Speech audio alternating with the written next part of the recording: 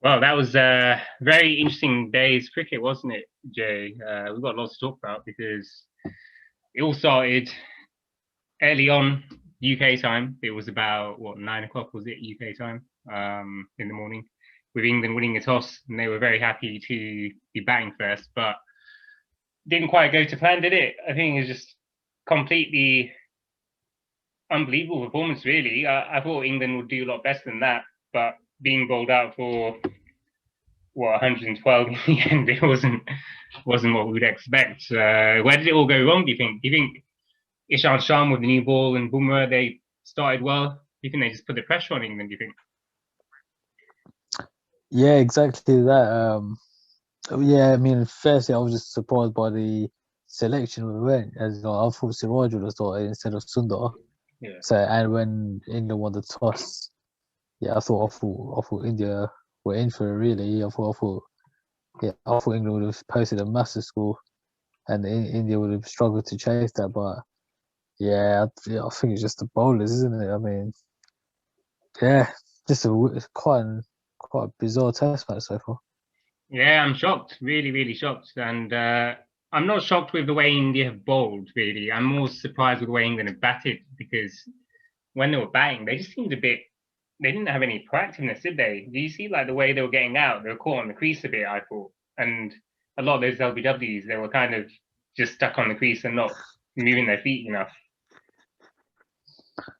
Yeah, they're all identical. All the wickets are very identical, and yeah, yeah, it's very awkward. You could maybe just say that the changing conditions and it being a day and night test match may have affected England, but I don't think that's a good enough excuse, isn't it? So Uh, yeah, and they've got a good team out as well. They made the four key changes that were actually good, and it's hmm. just been abysmal, wasn't it? Yeah, I think for the bowling especially, but I think England's batting just seemed a bit slim today because they had Ultra 8. And I think that's a bit it's a bit high, isn't it, for Ultra number 8? Yeah, it's quite hard to be honest. Yeah. Yeah, it's not IPO, is it? He's not going to go in there and slug the ball. So No, don't know. I think I think this coach has lost it a little bit. To be honest, I mean, with the yeah. rotations and these, like, I think he just lost the plot really. Yeah, the rotation isn't helping at all, and I think you're right. I think that needs to be looked at because just going back to the start again. So Bairstow, when he came into bat, he just seemed a bit lack of form, lack of confidence. He just didn't have any energy, and I wasn't surprised when he got out because he just didn't seem to have any kind of form behind him. I don't know if you saw that. Did you see when Bairstow got out? Yeah, I saw that. Yeah, I wasn't surprised either. Yeah, because he's not played a lot of Test match cricket, and he's coming at an unusual position at number three, right? So yeah, I think yeah, I think it's a bit sad for Best. I think they just put him in at number three, the hardest position, and yeah, just showed that yeah, it's quite a bad selection in the lineup, really. Yeah, because he's not number 3, is he? And I thought Burns, I thought he was all right actually in the other games. I don't know what you thought, but I thought he didn't do too bad, and I'm surprised they dropped him because I would have thought Burns might be an okay opener, and you could have had Sibley and Crawley at 2 and 3. I didn't really enjoy watching Burns. I still think he's quite overrated, and even Crawley. I mean, yeah, he got 54, which was surprising. I mean, I expected him to come back into the lineup, but to score 54 that quickly, that wasn't expected. But for me, Burns, I mean, they're top three openers, or the choice of openers are quite mediocre, isn't it? Yeah, they haven't got much choice, have they? But I think with Burns, I think he tries quite hard to defend, and he might be a bit more solid than Bairstow because I think Bairstow is a bit of it's like a T20 batsman, isn't it? Or someone who's a bit of a limited over batsman. Having him at number 3, it just seems a bit doesn't seem right for me. I think they need to look at that because the batting a bit seems to be all over the place. The batting order because you've got Bairstow at 3. One day you have Burns opening, the next day you have Crawley opening, you have Pope at 6 one day, and then another day he might be higher up. It's just a bit all over the shop, isn't it? The order of the batting. Yeah, for me, I think from Ben Stokes should come below Ben Folkes personally now. I think Pope should get promoted up with all the social folks and Stokes towards number 7. I think that will make it a bit more stable. Yeah, Folks is definitely doing quite well, isn't he? So I can see why you think that. And he seems like the most solid actually out of all the batsmen. Doesn't seem to give away his wicket easily, and he's good with his feet as well. He's quite nimble on his feet, so maybe that's why he's been doing quite well. But needs a bit of support, and the rest of them, it feels like when Root's out, that's it. The rest of the batting just seems to kind of fall around him, and that's what happened today, isn't it? When Root was out, good delivery from Ashwin though, wasn't it? He was on top form today, Ashwin. Yeah, but Ashwin, yeah, just 3 wickets. Yeah, done well again. But yeah, not surprised, and even Axar Patel getting 6 wickets is quite unexpected. I didn't expect that. I thought Bumrah would have got a few wickets, isn't it? Yeah, I thought Bumrah might have done well, but I thought Ishant Sharma actually outbowled him a bit, to be honest, today. I don't know what you thought, but I thought Ishant was right on the money. And you know that delivery when he got Sibby out, I thought that was a really good ball. Probably one of the deliveries of the match so far, I think, that one. Yeah, I agree. I think, yeah, maybe because this is 100th Test match as well, wants to put performance for like the minimal crowd that's there. But yeah, he did outperform Bumrah, and I think he's just he's got 100 Test matches. Bumrah's just played in 19, so I think that's just the difference, isn't it? Like, the 81 extra Test matches and experience, isn't it? The experience, yeah, that's true, and he's improved so much, hasn't he, Sean? Because he wasn't always like the number one bowler, was he, for the team? Because like a few years ago, there's always talk of maybe having Bumrah as the leader and then Yadav, but these days when Ishant's free, he's probably the pick of the bowlers. I think he's got the height as well, hasn't he? Yeah. I mean, I think he's become more of a leader, but I think he's around, early 30s now, 32, 33. So I wouldn't say he's got too long in his career. So yeah, it's probably now, is the time to just probably cement his name right in the history books as well. Yeah, because he's not that far off some of the records there for the Indian bowlers. So yeah, I think you're right. He's got a bit of time ahead of him. But yeah, so just having a look at England's innings then. So we've already talked about Bairstow getting out. There was a bit of recovery, wasn't there, with Crawley batting. But then when Crawley was out, it just seemed like everyone else just kind of crumbled, didn't they? And it was a bit. Do you think the psychology of England's batsmen was it a bit? They were playing too defensively and just a bit pushing and prodding, and they were a little bit tentative. They weren't proactive, were they? Enough, surely. Yeah, I think they were just scared, isn't it? Like, they just were just afraid to lose wickets because it was you're going so badly, isn't it? The wickets were just tumbling very, very quickly. So yeah, you could tell there was a lot of hesitancy, and they weren't really playing naturally, right? So yeah, it was not a good performance for a team like England, to be honest. Nah, and it's a shame because even if you're an India fan, you want to see a match that's close, don't you? Or a little bit more of a competition.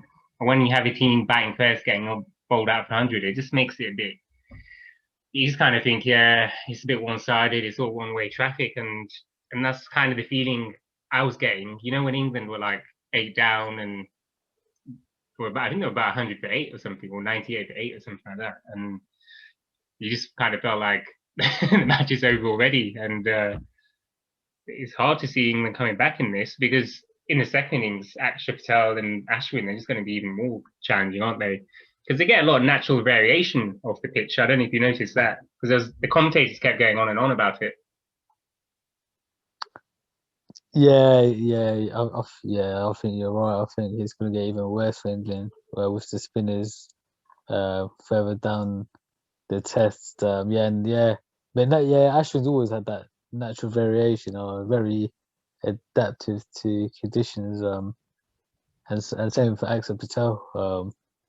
So yeah, I would have liked it to be a closer Test match, like you said. And yeah, I mean, England have just been a letdown since the first Test. Yeah, it's almost like the first test is a bit of an anomaly now because it feels like was that the Yeah. same team? It's just ridiculous. And just on some of the England batsmen, because you said Ben Foakes, you thought he was the best player. What about some of the others? Because you know, like Ollie Pope, young guy, he's not really done much, has he, so far? Nah, I think he's batting too low. I mean, he's coming at number six. Just four, I think it's just far too low. I would just put him at number five easily. He's not a bad player, but he must be thinking, that there's somebody else around the corner who would probably fit in that position quite well. So yeah, you got to sort of maybe sympathise a bit with Ollie Pope, but he's been very underutilized, isn't it? Yeah, apparently he's thinking too much. I was watching some views on from other cricketers like Michael Vaughan. They're talking about they're kind of taking Ollie Pope, and they were saying that he may be thinking too much about his game and where he can score runs, but he needs to simplify things. So maybe batting up the order might help, like you say, and yeah, just ease the pressure on him a bit. Because he needs to start performing a bit. Because there's always talk that he's the next big thing, but I haven't seen any major scores from him recently in his career. And you'd hope that he kind of comes good at some point for England because the others are struggling as well. Apart from Root, Stokes is struggling as well, isn't he? He's not been doing much in the series with the bat. That's exactly coming at number five. You're just sort of unstabilising England's batting and just not getting any runs really. So Yeah. I mean, it might even be worth dropping him for the next Test match. The only problem is who else can they bring in though if they drop him? Because there's not there's not much in the squad, is there, for batsmen? There's Dan Lawrence knocking around. Maybe he could come in, but I don't know who else there is to choose from. Yeah, they are quite scarce. I mean, you might as well put in Chris Woakes for the sake of it if he's available, isn't it? I mean, Works, yeah. Yeah, he can bat. He can bat. He probably would get a fair bit more runs than Stokes is at the moment. So Woakes would be maybe a like for like as such. And yeah, Dan Lawrence. Yeah, but yeah, I think Stokes is. I still think he's a limit. He's over his cricketer, really. I think when he saved England that Headingley a couple of years ago. I mean, I wouldn't say it's a fluke, but it's probably just once in a lifetime, isn't it? That was well, that's true actually, because that was a massive career defining moment. And it's a good point because it's not like that happens all the time with Stokes. And just on Chris Woakes, I think he's a good player actually to have in the team. You're right, but I'd probably have him in instead of Broad because it just helps with the batting a bit. Maybe have Woakes, Stokes, and Folkes there, 6, 7, 8. Similar sounding names there, aren't they, as well? Have them all in at 6, 7, 8, and that might help just lengthen the batting then maybe. And what about the spinners? Because Dom Bess, he wasn't in either. He was. Do you think he's missed a bit in this match so far? I think maybe. Well, I think we can only tell after the second India's innings. I think so. Yeah. I mean, Leach is doing well. He's got a couple of wickets, so you would have thought best like the Indian spinners would have got a few wickets. So yeah, I think yeah, he'd probably missed it actually. Yeah, that's what I was thinking because the pitch seems to have been spinning a bit more than what everyone's saying, and maybe Dom Bess might have managed to get a few more inroads in India's batting because India have managed to get off to a decent start, 99 3 at the end of the day, aren't they? And like you say, Leach was doing very well. He caused a lot of trouble for some of these Indian players, and maybe it's a left arm spinners thing because Akshay Patel was causing issues as well, and Kohli struggled at some points against Leach, and eventually Leach got him out. Do you think it's left arm spin then that's causing a bit of an issue, or is it people just complacent against left arm spin? Who knows? Yeah, I think yeah, it's probably the left arm spin, and Yeah, I'm just surprised as well with like Gill and Pujara. Really, I think they're quite flaky now, isn't it? And yeah, Mm. Leach is fully taking advantage of those two. So, but yeah, I think it also comes down to the Indian batsmen. A lot to be desired for, especially Pujara. I mean, he's having a big time, really, isn't it? Yeah, I suppose we can talk a bit about India's batting now because there's not much more to say about England. It was just a dreadful batting or performance there, and they need to look at the positions of the players and how they're playing spin because they need to be more proactive. But India's batting, as you say, I think it was a problem facing spin in some of the previous games as well. And again, I think Leach has shown that some of these Indian players they can struggle a bit with spin and managed to get, like I say, you got Kohli out, and there was a close call LBW with Rohit as well on strike. I remember Leach managed to get a decent ball into Rohit, and it's not easy for these guys, for the Indian batsmen. Like you say, Gill, he's he's scored the odd 50s here and there, but again, he struggled in this innings, didn't he? And could have been out for 0-2 if that Stokes catch, which was a non-catch, if that was Mhm. if that was given out, then that would have been 0, wouldn't it? What was your take on all of that? The third umpire getting involved and all those I events think that happening. Yeah, I think that was the right decision. When you Yeah. saw the replay, it looked like the ball, like at least 80% of the ball was on the ground, touching the ground, isn't it? I mean, yeah, I mean, you can't just say his like right index finger was under the ball. I mean, that's just ridiculous. No proof of that either. So yeah, I think England were just sort of throwing their toys out the pram, you know. So Yeah. yeah, I think the umpires had a decent game as well, you know. Yeah, I agree. I don't think that was a catch, the Stokes one, because the ball seemed to graze the grass as well. He might have caught it, but I think the ball seemed to touch the grass anyway on the follow through. So that shouldn't have been given out. And I think that was the right decision. And yeah, some close calls overall, hasn't it, been for the umpires? But I don't think they've had too much of a bad game. And like you say, I think it's just one of those things with umpiring. If you make a marginal decision, which could go either way, one team's obviously going to criticize it. So they can't win, can they? These umpires sometimes. So yeah, I think the umpire's been all right.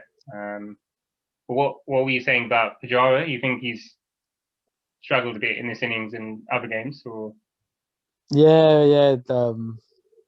I think he's struggled since the Australia series. Doesn't look like himself or anymore, isn't it? I think that type of batsman is sort of outdated, really. The ones that just stay in for a long period of time and then accumulate runs.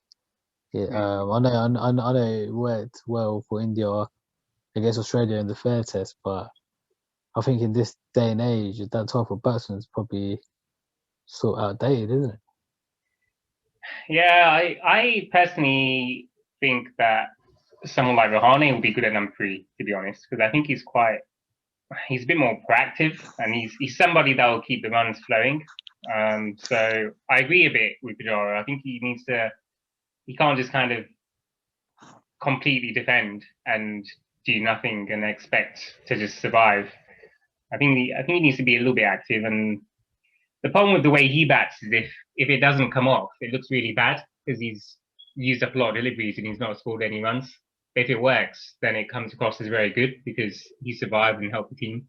So you can see like two kinds of people there. And like you say, you don't really favor that approach. I'd probably say that I'd rather have Rahane at 3. I think Pujara can bat, but he needs to be a bit more active with the way he's scoring runs. And against spin as well, I think it's good when he uses his feet. I think when he comes down the wicket and scores more freely, he seems like a better player. But when he's just defending, he just kind of goes into his shell too much. So that's my take on Pujara. I probably wouldn't drop him because I don't think there's all that much other choices in the squad, and I don't think he's done that badly to be dropped. So we'll wait and see how he does, I suppose, in the coming match, and well, in the next innings as well, I suppose. But what Kohli, that's a bit of an interesting point, isn't it? Because he's struggled again in this innings. Yeah, Kohli is actually quite surprising. I wouldn't say he's like rusty, right? I mean, he did play the first Test match against Australia and missed out on the following three. Scored a decent sort of 70 in the first Test second innings, but yeah, quite surprising actually. Yeah, we're kind of used to seeing him getting centuries, isn't it? But Yeah, yeah, but it is Cody at the end of the day, isn't it? I mean, if we won't be getting low scores consistently, I think he would just get a massive score, probably next innings or the next Test match, isn't it? yeah, I think he's bound to get a big century at some point, like you say, and he still seems very good. Like when he does hit boundaries and stuff, and when he does rotate strike, he does seem to be fluent. So it's not like he's struggling for runs. It's not like watching the England guys bat when it seems like any delivery they get out or getting a run is a challenge. With Kohli, it's like he could probably score as many runs as he wants, and he gets out making little mistakes. So so I'm quite confident that he'll probably do quite well. But I suppose Rohit, that's the final point to talk about today because he's ended up with a half century and he's unbeaten still. He's on target for Yeah, another big score, isn't he? yeah, it does seem like that. I think he's probably listened to our advice, isn't it, in the previous videos by he's trying to score big runs in order to save his sort of career, isn't it? So Yeah, you know, probably. so yeah, I think he might get the century, Yeah. but let's see if he can get like the double century, isn't it? Because Yeah, then that then will surely just rule England out exactly. tomorrow. Yeah, exactly. Yeah, I was gonna say if he gets even if he gets 100, I think England are going to be out of it. But yeah, let's wait and see. There's not much more to talk about today. It's just a summary. Amazing performance from India and really poor batting performance from England. That's the headline, isn't it? Really. And the other points, I suppose, as we talked about, the spinners did really well for India, and Rohit seems well on course for another big score and getting India to a very strong position where they should feel confident for winning the match. That's about it, really. But yeah, I hope you guys enjoyed watching this and listening to our thoughts. And please do keep watching the match and following our channel too, because we do have other interesting videos coming up. So thanks again, all. Cheers.